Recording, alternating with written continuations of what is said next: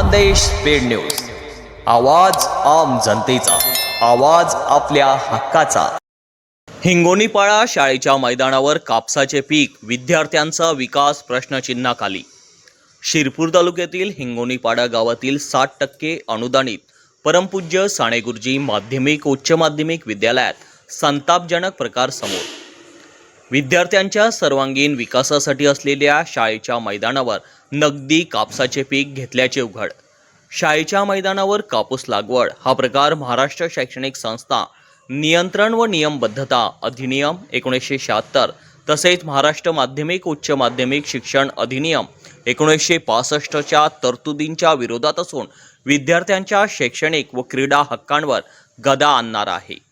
ग्रामस्थ, पालक आणि वंचित बहुजन आघाडीचे पदाधिकारी यांनी या प्रकाराबद्दल तीव्र नाराजी व्यक्त करत जबाबदार व्यवस्थापनावर कारवाईची मागणी केली आहे। शाळेच्या मैदानाचा उपयोग खेळ, व्यायामशाळा, क्रीडा स्पर्धा व सांस्कृतिक उपक्रमांसाठीच करणे कायदेशीर बंधनकारक आहे, असे शिक्षण तज्ज्ञांचंही स्पष्ट मत आहे। शाळेच्या मैदानावर नगदी कापसाचे पीक नेमके कोणाची संस्था चालकांचे की शाळेतील शिक्षकांचे ही शाळेच्या मुख्याध्यापकांचे? यामुळे तालुक्यात या चर्चांना उधाण आले आहे। जय भीम जय संविधान। मी अर्जुन वाघ, वंचित बहुजन आघाडी तालुका अध्यक्ष।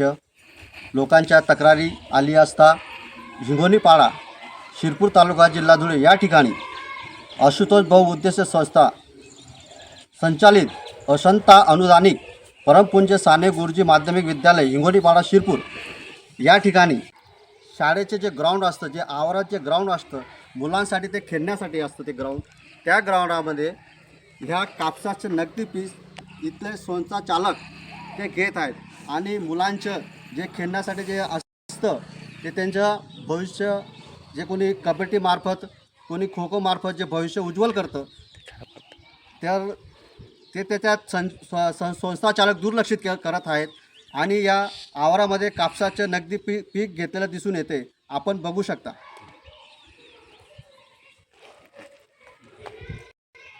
शिक्षण संस्था ही आदिवासी विद्यार्थ्यांसाठी सुरू करण्यात आली होती, परंतु दुर्दैवाने आज संस्थेचा हेतू पूर्णपणे भरकटलेला आहे।